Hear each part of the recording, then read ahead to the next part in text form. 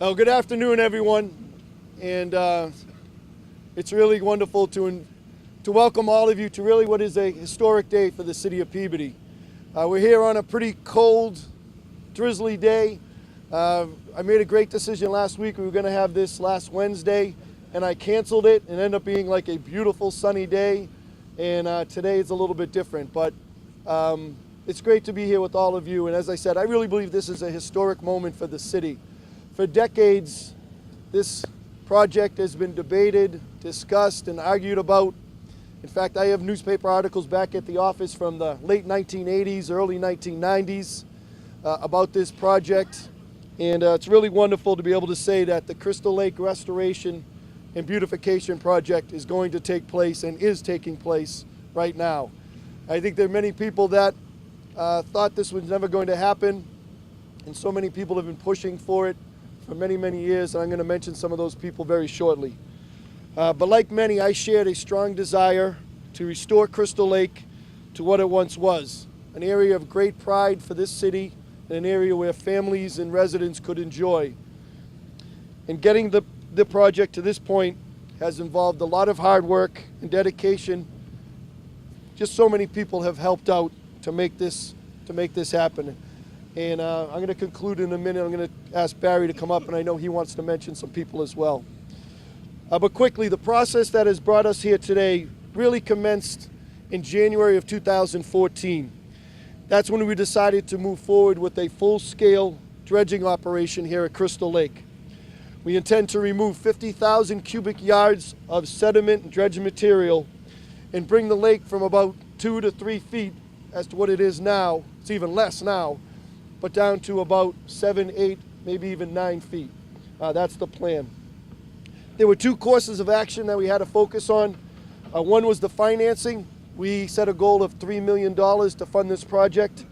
And the second was the permits. And the financing took place because of the hard work of many people. And I first wanted, at this point, mention Joyce Spiliotis. Joyce was able to obtain, with help from the legislators, Ted Spiliotis included, but Joyce Spiliotis was really able to kind of kickstart this project some years back by getting $800,000 from the state to move forward with this project. And that really kicked off the project for us. And make no mistake, Joyce has been a big part of making this happen. We were also able to obtain money from our Community Preservation Commission, over $800,000 from the Community Preservation Committee. And a big part of this was the Scouting Woods Retention Project. That was a project we did over near the Higgins Middle School at Scouting Woods, where we put in a retention pond. Thankfully, that project came in much lower than what we had budgeted for, and we were able to repurpose that money through a city council vote to take about $750,000 and transition it to this project. And it was a unanimous vote by the city council to make that happen. And then the last piece was from our state legislators, Joan Lovely, who called. She was going to be here, but she is stuck at the State House. But through her efforts, through the efforts of Ted Spiliotis and Tom Walsh, we were able to get another $400,000 to get us to that $3 million goal to make this project a reality. And I want to thank everybody for their assistance in funding this project. It was not easy. As to the permits, real briefly, there were 4 permits that took us approximately 2 years to obtain. Thanks to Dave Murphy and Ty and Bond, we were able to obtain those. One was the Conservation Commission, and that was a very easy one to get. Right, Mike? That was an easy one to get. But we had to get permits from the Massachusetts DEP. We had to get a MEPA permit from the Massachusetts Environmental Protection Agency, and we had to get permits from the Army Corps of Engineers, which we were able to get the last one from the Army Corps of Engineers last spring. And that was a big day when we got that last permit. The big assistance that we got to make this project a reality was the ability to use our landfill. We got authorization to operate our landfill this past October. And that allowed us to take the dredged material, transport it over to our landfill. Our other options were potentially to have to transport it to Southbridge or Clinton, and if we had to pay those costs for the transportation, this project would have been much smaller in scope, and it wouldn't have been something that I think that the citizens of Peabody deserved. And a lot of hard work went into getting our landfill open again, and allowing us to do this project the right way for our city. And I'm very happy about that. We're going to face many challenges over the next few months. This is not going to be an easy project. A project of this magnitude, of this scope, is going to have some times of, there'll be some headaches, there'll be some inconveniences, but really when this is done, we are going to have a healthy Crystal Lake. We are going to have a beautiful family picnic area with a gazebo and benches and docks for fishing, for paddle boats. And this is going to be something for generations that the city of Peabody, its residents, its families, its children are going to enjoy. And it's wonderful that all of us together have made this happen. And I'm very proud to say that this area, Crystal Lake, is going to be a very proud area for the city of Peabody. And again, I'm very happy and honored to be a part of it with all of you to make this happen. I mentioned Barry Sinowitz. Barry has been living with this project just as long as I have. He's been committed to making this a reality. And we've had countless meetings over the last few years. And I wanted to thank Barry for his work and want to invite Barry to come up and say a few words. Barry?